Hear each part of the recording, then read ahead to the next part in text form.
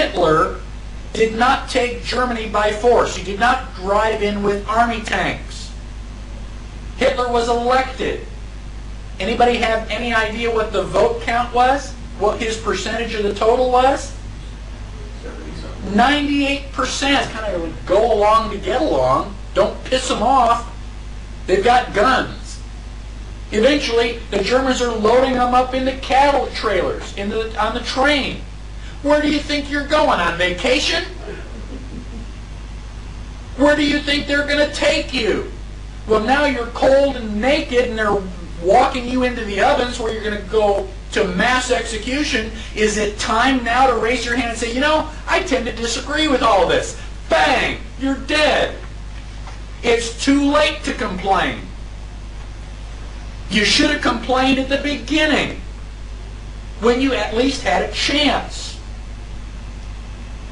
My question to you, and I don't expect you to answer it, just think about it in your head. How bad do things have to get before you do something? Do they have to take away all your property? Do they have to license every activity that you want to engage in? Do they have to be throwing you on cattle cars before you start to say, now wait a minute, I don't think this is a good idea? How long is it going to be before you finally resist and say, no, I will not comply? Period. That's a different answer for each person.